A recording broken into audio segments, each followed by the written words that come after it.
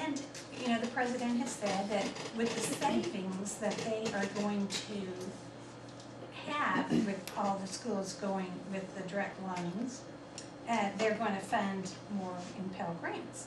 So the maximum in Pell Grant this next year will be $5,500 for the whole year, so $2,750 for each semester.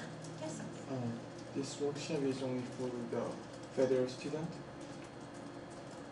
Yeah, it's but anyway, the federal grant this year will be $5,500. It was $5,250 this year, so it will increase for you. It's on a sliding scale, of course, depending on your income and what the FAFSA determines your eligibility.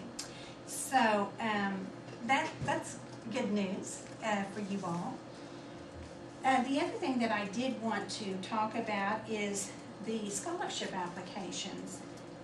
You know, right now, all the departments are getting ready to post. Some of them have started posting that if you want to, if you're a business major and you need a business scholarship, go online and apply. Or, you know, the different departments, science departments, one thing and another. So there is a general scholarship application as well that's out on MySNU. Has anyone seen that so? Okay, you have.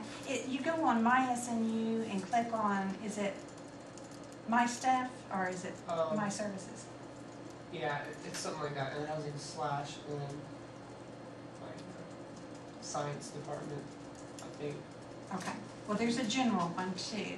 And the cutoff date for the general scholarship application is March the 15th, so be sure to go out there.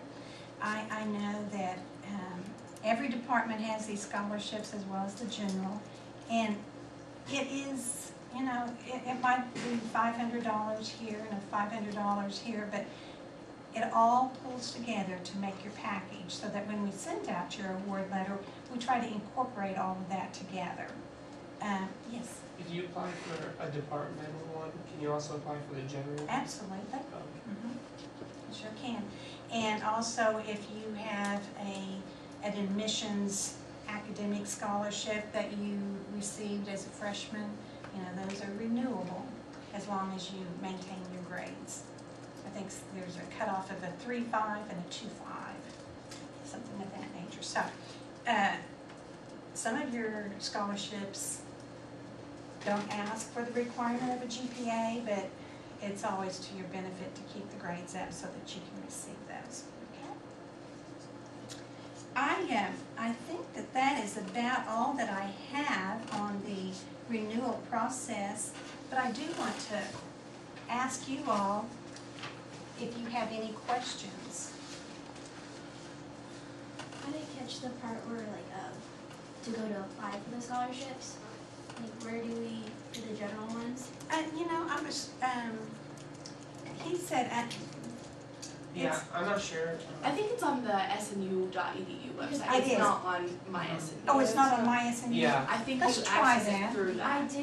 I went to just the regular SMU website, and I found the site that has all the, like, where you can just, like, it's a list of all the scholarships that you could apply for, but there wasn't a place that I could apply for them. And so, will there be a spot? There is a spot. I just couldn't find it. 'Cause Right. I clicked on the scholarships, and it was just like, Let's- oh, you can apply for this one and this one and Yeah. this one. But there I was wasn't- looking this morning because it's very difficult to find it, and I don't mean it to be. The only way I found was to go to the MySNU homepage Uh-huh. and then go to more account details. And it's like this whole thing, and then you have to go click here to view financial aid, which is like another little tiny line. Okay. And then down at the bottom it says SNU General Scholarships. Okay. Here. Did everyone get that? Many general scholarships that we have. That's why when we receive all of the scholarship applications, all of those that you were seeing there on the screen have different criteria.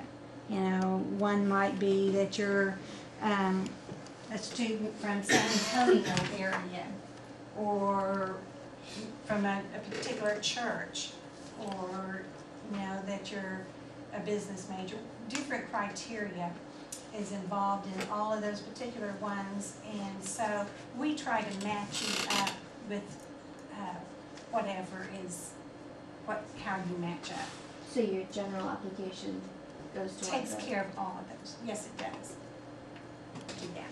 Can I ask if you're living on campus next year? If you are as of now, but you plan to live off campus, like you go and put off campus? Because I'm trying to get like, I'll be old enough to live off campus, but I don't know if it'll be approved. Yes, you can go ahead and put off campus. You know, we do, that's something we do double check because many of the scholarships actually require that you do live on campus. Okay. But, so we do, that's one item that we do clarify. So you're saying that the general scholarship application is the one, you should just fill that one out and they find the ones? Yeah, we try to match you. Okay. And the other question was, for the state grant, do you have to be living as a resident in Oklahoma for a certain amount of time? Yes, that's a good question. Are you married or, okay. So as a married student, you have to have lived in Oklahoma a year before you actually started school. So, is your husband, was he an Oklahoma resident? Well, he was here since May, I came in June, so Okay. I won't. Yeah, you would not be eligible for the state grant, so. And they do look on the app, on the FAFSA, it says, how long have you lived in Oklahoma, so that was one of those reasons. As far as having your parents claim you on taxes and being claimed as like an independent, because I could go either way on that. Which would be more beneficial as far as getting financial aid?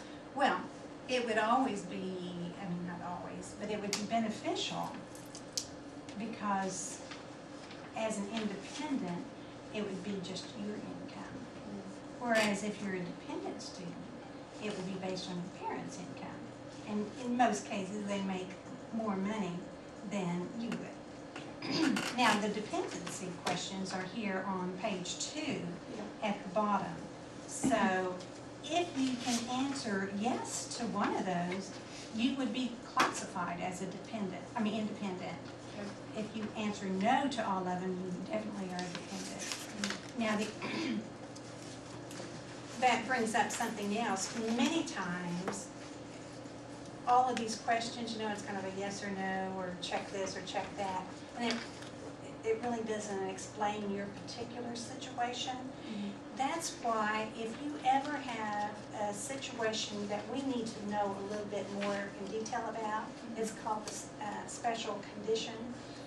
Write to us, call us, and we can send you some forms to complete and get more involved in it. Like, the one that I see somewhat is students who have, their parents are no longer involved in their lives. Maybe the parents are, divorced, and one went this way and one went that way, and so when it says parent information, the student says, I don't even know where my parents live, Yeah. let alone be able to fill out what kind of income they make.